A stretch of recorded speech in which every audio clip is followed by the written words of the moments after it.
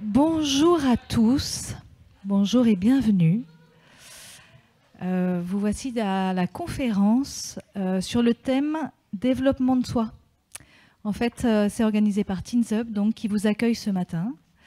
Teens Up, c'est une association qui organise des événements pour vous, les jeunes, pour vous permettre de vous inspirer, pour savoir comment choisir votre orientation et pour vous permettre de mieux vous connaître. Connaissance de soi, ça va être le thème de ce matin. Il va donc être question de confiance en soi, d'image de soi, d'estime de soi. Là, vous allez donc assister à une conférence. Donc, vous allez apprendre des choses. Vous allez voir, on va parler de la question du stress. Vous allez apprendre des choses, donc il va falloir à certains moments bien écouter. Et puis, on va aussi expérimenter des choses. Vous allez vivre une expérience. Donc, on a vraiment besoin de votre attention. Donc, merci d'avance. Donc, la conférence que vous allez entendre ici, elle sera animée par Tatiana et Isabelle, qu'on accueille maintenant. Donc, elles représentent l'association CSDBA, qu'elles vont présenter après. Donc, c'est sur cette question-là, quelle méthode pratique utiliser pour réguler le stress, hein? Donc, le but, c'est de sortir de cette conférence avec une définition claire de ce que c'est que le stress, qu'on soit bien d'accord sur de quoi on parle, quoi. Et, comme je le disais tout à l'heure, donc, de vous faire vivre des expériences pour le réguler. Et en particulier grâce à la sophrologie, que peut-être certains connaissent déjà. Voilà, donc bonjour Tatiana et bonjour Isabelle. Bonjour. Bienvenue à toutes les deux. Donc déjà peut-être un petit mot pour vous présenter et présenter votre association. Non, oui, bonjour. Moi, je suis Tatiana. Bien dans le micro. Oui, c'est mieux comme ça. Voilà, c'est mieux. Oui. Ouais, ouais. Je vous parle en quelques mots de notre association de sophrologie dynamique.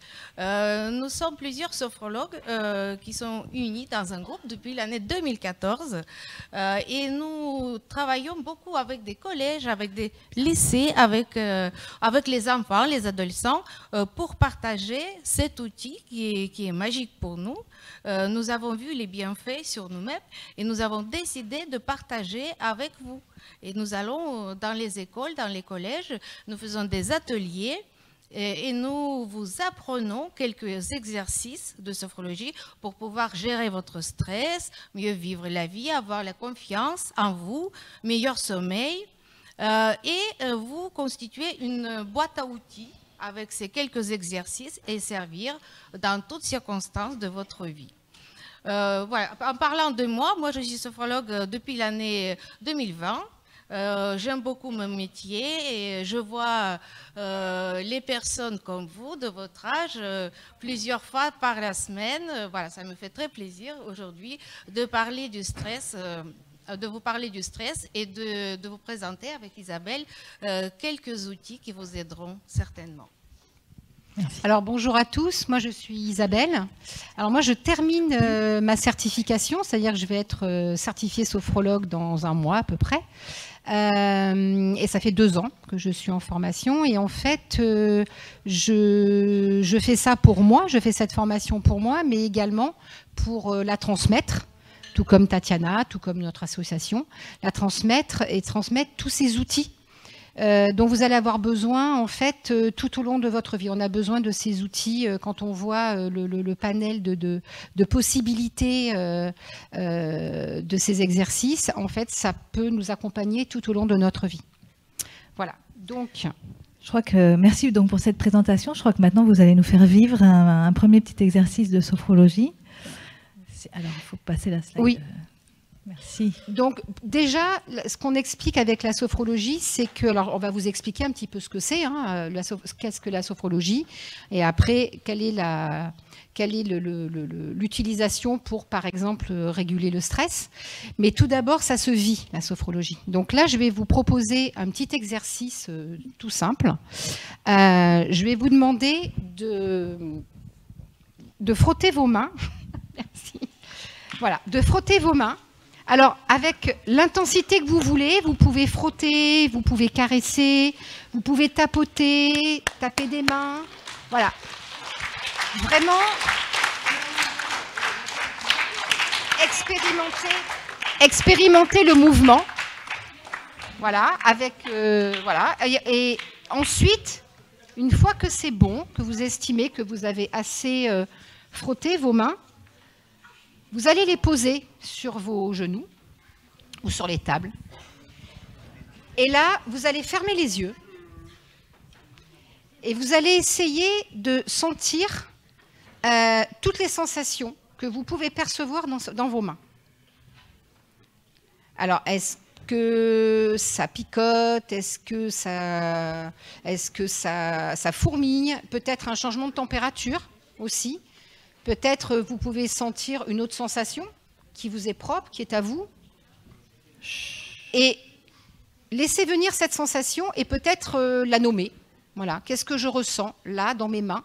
Et qu'est-ce que je ressens peut-être aussi déjà dans mon corps? Voilà.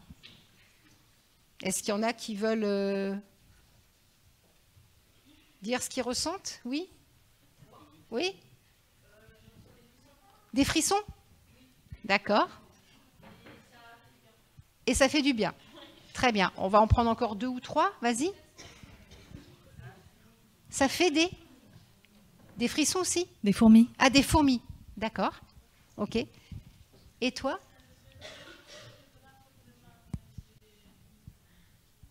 Dans la paume de main? Ouais. Alors, voyez ce que vous venez de sentir là. Alors, vous avez vu, en fait, bon, vous êtes beaucoup, et en fait, chacun a ressenti des choses différentes. Enfin, c'est pas forcément les mêmes choses. Donc, ça, c'est votre ressenti. Et ce que vous sentez là aussi, c'est en fait, c'est de l'énergie. Vous sentez, vous voyez que ça circule. Il y a des fourmillements, il y a des frissons, il y a une circulation. Déjà, ne serait-ce qu'en faisant ce mouvement avec vos mains.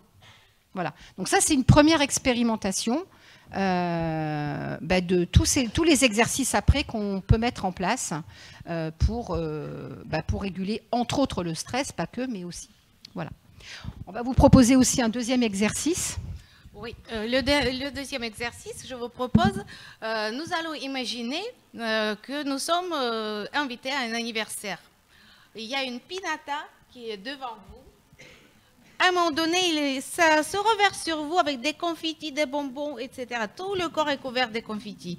Et je vous montre et après on le fait. Et nous allons frotter les mains, comme nous allons faire tout à l'heure.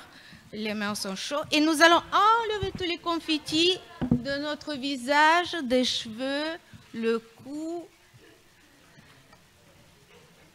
Voilà, hop. Donc le thorax, le ventre, partout, sur les bras encore, qu'il ne reste plus de confettis. Voilà, hop. Et si vous pouvez toucher les jambes, vous faites aussi sur les jambes avec les mains. Tac, tac, tac, tac, tac. Et voilà, et on fait une pause. Et qu'est-ce qui se passe dans notre corps? Est-ce que quelqu'un veut dire? Oui, le garçon tout au fond. Oui, toi, le premier, tu as élevé la main. De la chaleur, très bien. Est-ce que quelqu'un veut dire quelque chose? Et vous savez, souvent le matin, quand on se réveille, nous faisons un mouvement. Il y en a un autre. Nous allons frotter notre visage. Ça permet de se réveiller. Oui, à toi. Bon, mais c'est très bien. Donc, vous voyez, ça fonctionne. On va découvrir d'autres choses. Je laisse Isabelle de continuer. Alors, du coup, merci pour cette première expérience. Une petite mise en bouche sur ce qu'est la sophrologie. Du coup, qu'est-ce que... maintenant, rentrons un peu dans la théorie pour bien comprendre qu'est-ce que c'est que la sophrologie. D'où ça vient? Alors, la sophrologie, c'est quoi? C'est un vaste programme. Donc, en fait, la sophrologie, c'est une pratique qui, à la base, est en fait fondée sur des recherches scientifiques et qui vont vous proposer un entraînement et du corps et de l'esprit. C'est-à-dire, il y a une connexion entre ce que vous ressentez dans votre corps et puis ce que vous ressentez dans votre tête. Et en fait, ça va être un entraînement pour ces deux parties complémentaires. Et en fait, c'est un entraînement qui peut se faire au départ accompagné par des professionnels, par des sophrologues. Mais ensuite, le but étant, c'est pour ça qu'on parlait de boîte à outils tout à l'heure, le but étant que vous appreniez, que vous intégriez les exercices qui vous correspondent, qui vous parlent et qui vous font du bien, pour ensuite les pratiquer en autonomie. C'est-à-dire que c'est des exercices tout simples que vous allez pouvoir faire quand vous voulez, chez vous, à l'école, en famille, en sport, etc. Et c'est des choses que vous pouvez mettre en place vous-même quand vous le voulez. Voilà, donc c'est vraiment votre liberté et votre envie et votre besoin du moment. Donc l'objectif de cette pratique, c'est de développer un mieux-être, être mieux dans son corps, être mieux dans sa tête, être mieux dans son cœur aussi, parce que ça touche aux émotions. Ça permet d'avoir une meilleure confiance en soi, souvent, et ça permet aussi d'être en harmonie, d'être équilibré, dans un équilibre de toutes ces sensations. Voilà. Donc, d'où ça vient? Alors, ça date des années 60. C'est-à-dire, c'est un professeur qui s'appelle Alfonso Caicedo, qui était neuropsychiatre, qui a inventé cette pratique. Donc, à la base, c'était vraiment essentiellement utilisé dans le domaine médical. Et puis, petit à petit, il a fait évoluer cette pratique pour l'ouvrir à tout ce qui était social et pédagogique. Voilà. Et ensuite, dans les années 80, le docteur Yves Davroux, qui a travaillé longuement avec lui dans ses recherches, a fait évoluer cette pratique, enfin une partie de cette pratique, en la simplifiant en fait, avec un langage beaucoup plus simplifié, beaucoup plus épuré, pour que ça puisse parler à plus de monde, à plus de personnes. Et il y a introduit la notion d'émotion. On va parler des émotions tout à l'heure. Donc la notion d'émotion et la notion d'énergie, c'est-à-dire ce que vous avez, par exemple, tout à l'heure ressenti avec vos mains. Donc cette notion d'énergie qui circule dans le corps. Voilà. Et il a appelé ça la sophrologie dynamique. Donc nous sommes formés à la sophrologie dynamique. Bon, merci. Donc on comprend bien d'où vient la sophrologie. Maintenant, une petite question. Alors, est-ce que vous pouvez nous dire à quoi ça peut servir au niveau corporel, notre corps, au niveau émotionnel, puisque vous parlez de vos émotions, et au niveau cognitif, au niveau de notre cerveau? Alors en fait, en sophrologie, il y a une progression dans les séances. Donc tout d'abord, on commence par le corporel. Pourquoi? Parce que en fait, avec des mouvements, alors c'est des successions de mouvements, d'exercices qui sont très simples, hein, qui sont des exercices basés sur la respiration, basés sur l'ancrage, sur le poids de notre corps, le fait d'être stable, le fait d'être là, le fait d'être posé, et des exercices, des petits mouvements simples qui vont nous faire prendre conscience, comme vous avez pu faire avec les mains ou avec le dépoussiérage, qui vont nous faire prendre conscience de notre corps et de qu'est-ce que nous ressentons là maintenant. C'est-à-dire tout à l'heure dans vos exercices, c'est là maintenant, aujourd'hui, ce matin, en frottant mes mains, j'ai ressenti ça. Peut-être que demain, ce sera autre chose. Peut-être que si vous le faites ce soir, ce sera encore autre chose. Mais en tout cas, c'est qu'est-ce que je ressens là maintenant. Donc en fait, on travaille sur le corps et on travaille sur le présent. Et on perçoit déjà plein de choses de notre corps. Ce travail-là, enfin ces exercices-là, du coup, ils vont déjà commencer à nous permettre une amélioration, par exemple, sur les douleurs, quand on a mal quelque part. Et ils vont nous permettre aussi de travailler, enfin d'être plus sur le bien-être. Voilà, une détente ou une relaxation. Et on peut déjà commencer à améliorer, à développer des choses avec notre corps et dans notre présent. Ensuite, au niveau des émotions, dans un deuxième temps, quand on a vraiment pris conscience de ce corps que nous avons et de tout ce que nous ressentons, on peut commencer à aborder les émotions. Alors les émotions, en fait, elles ont toute une fonction, donc, que ce soit la peur, la colère, la tristesse, toutes ces émotions, alors il y a la joie aussi, bien sûr, mais toutes ces émotions ont des fonctions. Et en fait, c'est lorsqu'elles sont trop fortes que, par exemple, la peur, si j'ai trop peur, je me retrouve, ça peut me paralyser. Donc, par exemple, par rapport au stress, voilà, j'ai trop peur, je suis paralysée. Par contre, si on arrive à ajuster, à harmoniser cette peur, elle peut être aussi une force d'action, c'est-à-dire soit je fuis, soit je fais face. Pareil pour la colère, je suis en colère. Trop de colère, ça va me bloquer ou ça va m'étouffer, mais par contre, cette colère, elle va aussi pouvoir me permettre d'exprimer des choses.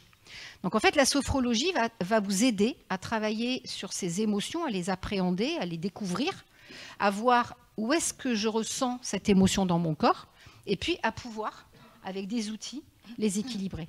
Et une fois que ça, vous arrivez à l'acquérir, on peut se tourner vers le futur et se projeter en avant. C'est-à-dire, j'ai un examen, j'ai peur, mais là maintenant, je l'arrive à l'équilibrer, j'ai quand même la force d'agir. Et du coup, je peux envisager d'avancer et de me projeter vers cet examen qui, par exemple, me fait un peu peur ou voilà, une situation qui, au départ, pouvait vous mettre un petit peu en difficulté. Et dans un troisième temps, on peut commencer à aborder l'intuition. Et alors, avec l'intuition, là, on peut travailler la mémorisation, donc tout ce qui est apprentissage. La créativité, c'est-à-dire moi je crée des costumes pour le spectacle et j'utilise aussi cet outil pour ouvrir encore plus largement toute ma créativité, tout mon imaginaire. Et à partir de là aussi, dans un troisième temps, on peut commencer à se tourner vers le passé et travailler sur le passé, mais ça c'est voilà, c'est vraiment après. Voilà. Donc la sophrologie est très complète. Si je comprends bien, elle s'adresse donc d'abord on part de notre corps pour pouvoir ensuite bien réguler nos émotions et puis agir sur notre façon de penser. Donc elle est complète. Est-ce que vous pouvez nous dire du coup dans quel secteur elle sera utile ? Alors en fait, comme je vous l'ai expliqué, vous avez vu un petit peu la richesse de l'outil.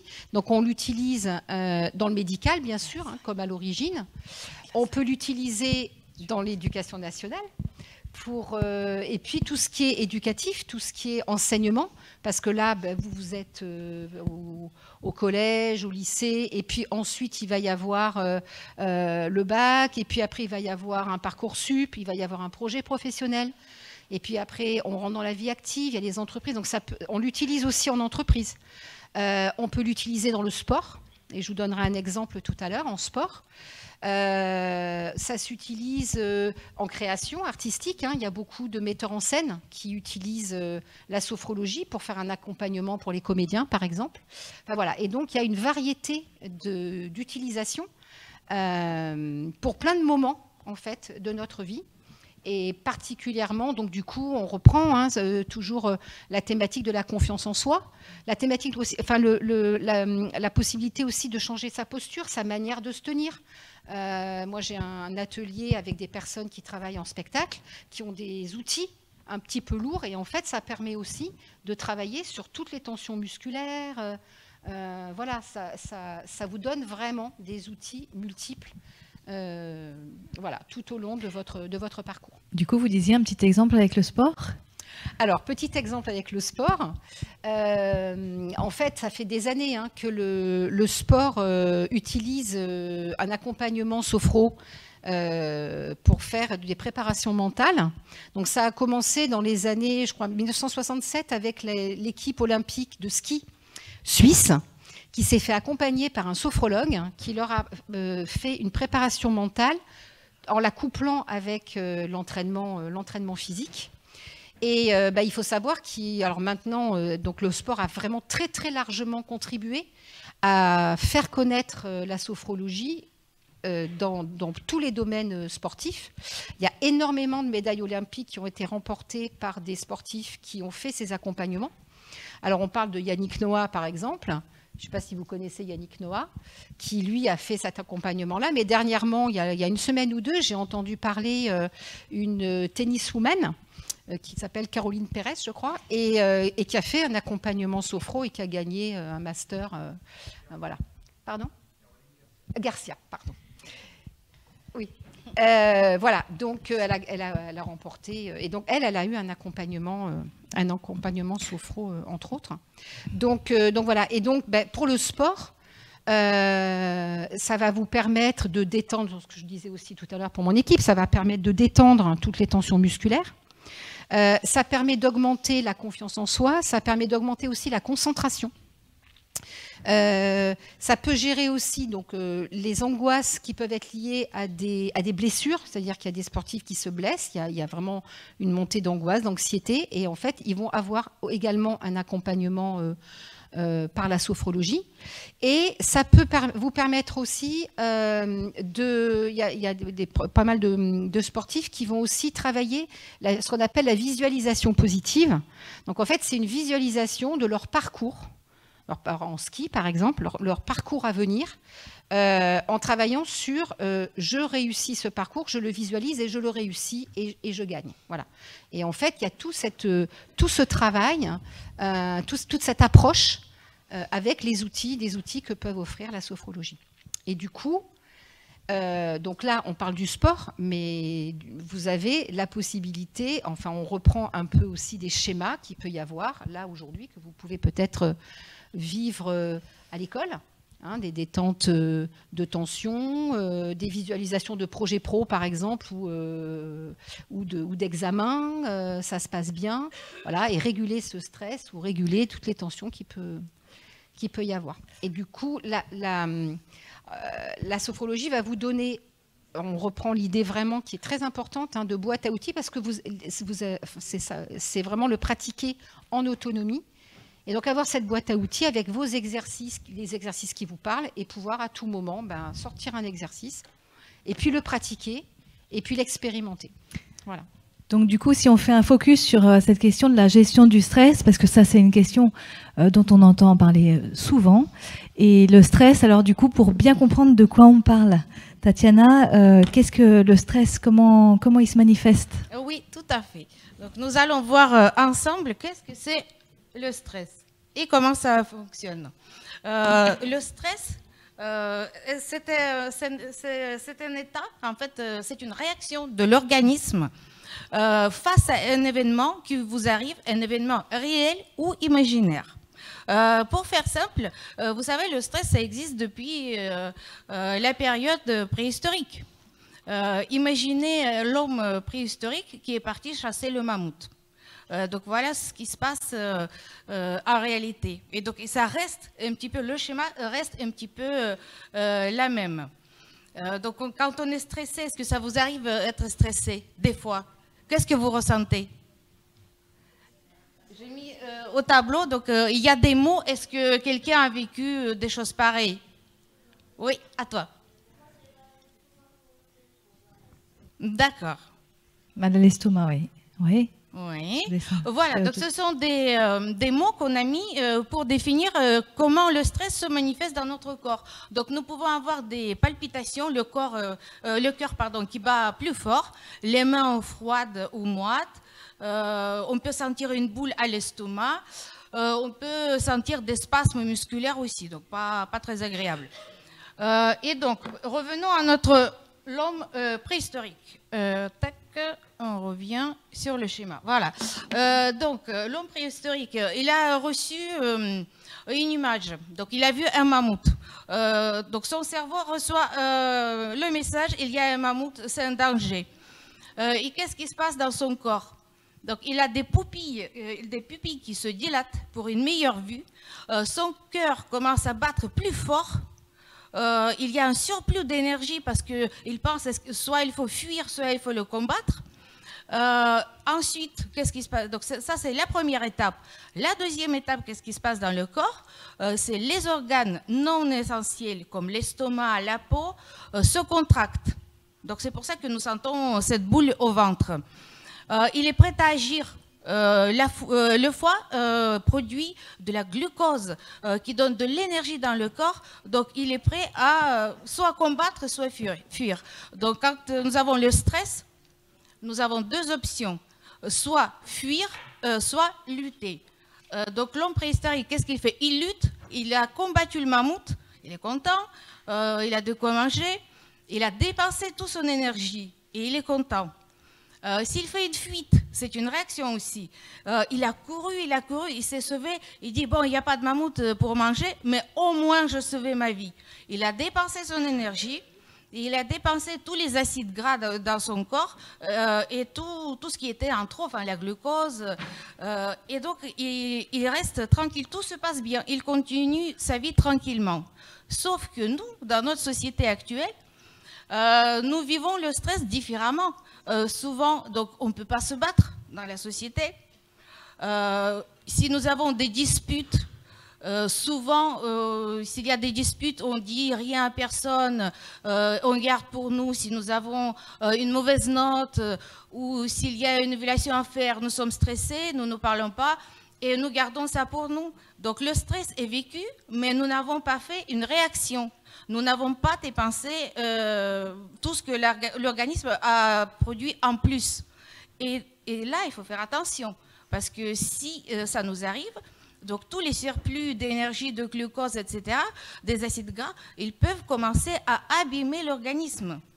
D'où viennent les maladies psychosomatiques, qui sont beaucoup, où on peut commencer à se sentir justement stressé, anxieux ou autre chose, qui est plutôt désagréable. Voilà, sur le stress, c'est à peu près tout le schéma. Oui, et du coup, on comprend bien comme le stress est lié à cette émotion de la peur. Vous savez, il y a plusieurs catégories d'émotions. Donc, la peur, quelle est la différence, du coup, Tatiana, entre le stress, la peur, l'anxiété, l'angoisse, la panique ? Oui, bien sûr. Il y a tous ces mots qui parlent à peu près de la même chose, mais c'est un petit peu différent. Le stress, nous avons parlé tout à l'heure, donc c'est une réaction de notre corps, de notre cerveau face à un événement réel ou imaginaire. La peur, qu'est-ce que c'est? Comme disait Isabelle, c'est une émotion. C'est une émotion que nous ressentons quand il y a un événement qui se produise, et c'est notre corps et notre cerveau qui nous prévient. Ensuite, qu'est-ce que nous prenons? Nous allons prendre l'anxiété. Donc l'anxiété, c'est un état physico-psychologique quand nous sommes inquiets de quelque chose, pareil, réel ou imaginaire. C'est un état désagréable. Il n'est pas grave, mais c'est désagréable à vivre. Ensuite, c'est l'angoisse. Qu'est-ce que c'est l'angoisse? Mais l'angoisse, c'est tout simplement l'état d'anxiété plus aigu, plus fort. Et ensuite, donc si toutes ces étapes sont passées, c'est la panique. La panique, ça, c'est le plus fort.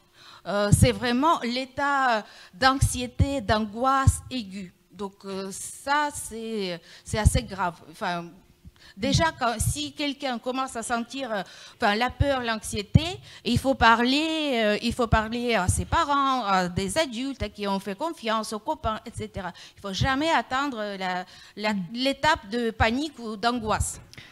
Et donc, la sophrologie, il peut nous aider à gérer tous ces états.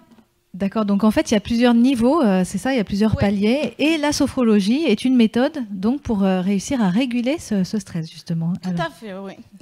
Donc ici, vous pouvez regarder, si vous voyez bien, vous avez plusieurs post-it que nous avons préparés pour vous.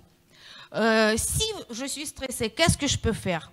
Ben, je peux écouter la musique, une histoire que j'aime, le son qui m'apaise, des voix qui me font du bien.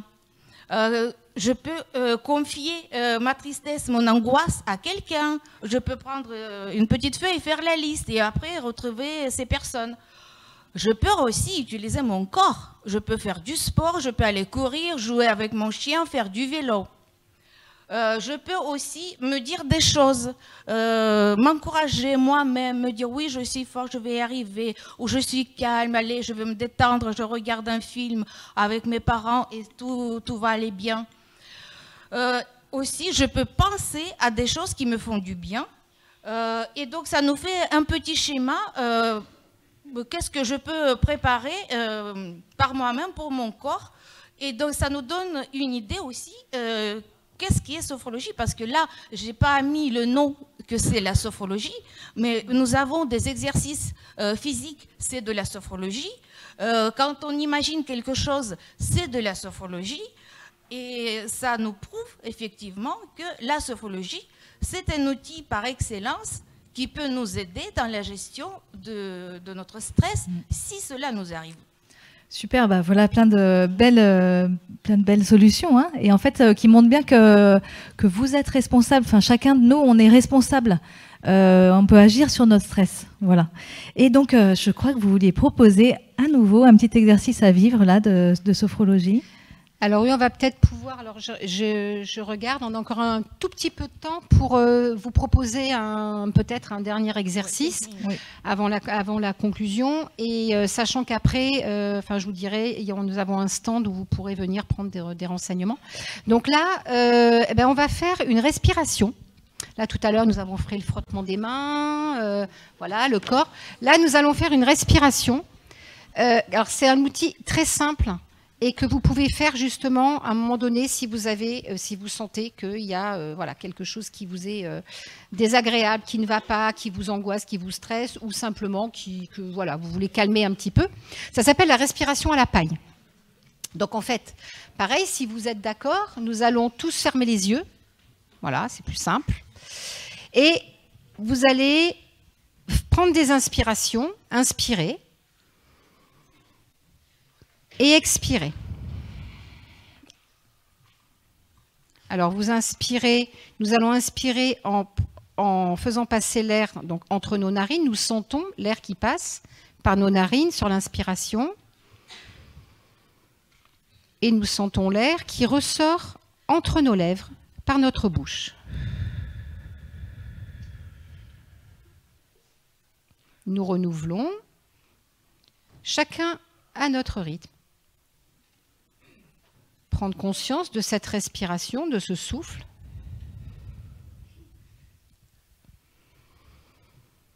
Et en expirant, maintenant, nous allons sortir l'air comme si nous soufflions à travers une paille.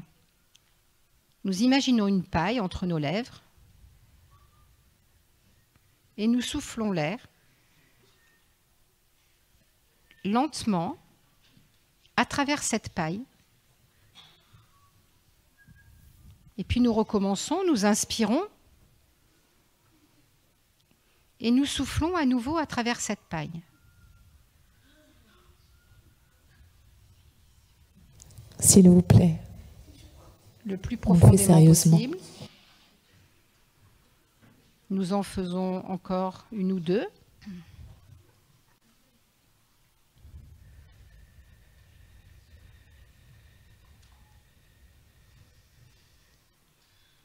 Et puis nous faisons une pause, toujours les yeux fermés, pour essayer, comme tout à l'heure, de sentir ce que l'on perçoit dans ce corps, dans notre corps.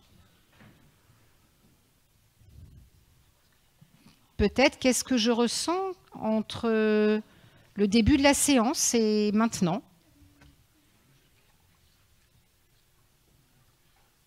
Qu'est-ce que je perçois? Comment je me sens? Puis nous pouvons rouvrir les yeux. Voilà. Donc cet exercice de respiration, il est tout simple, hein. On peut le faire dans les couloirs de l'établissement, on peut le faire à notre place en étant assis.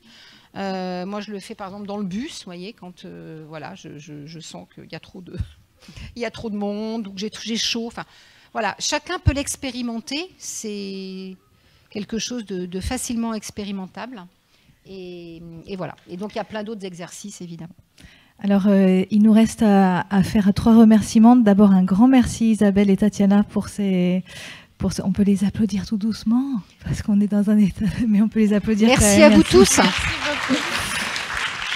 Ensuite, le deuxième remerciement... Voilà, merci. C'est bon. Merci. Deuxième remerciement, c'est à l'hôtel de région qui vous accueille aujourd'hui et qui permet que vous soyez là aujourd'hui. Un grand merci donc de nous permettre à Teens Up d'être là. Et le troisième remerciement, il est pour vous. Merci de votre attention. On est en fin de matinée, c'était pas toujours facile, mais merci. Vous pouvez vous applaudir. Merci à vous. Oui. Bravo. Et vous avez si vous voulez en savoir plus sur la sophrologie, vous avez un stand sur le Teens Up là, qui vous permet d'aller revoir Isabelle et Tatiana.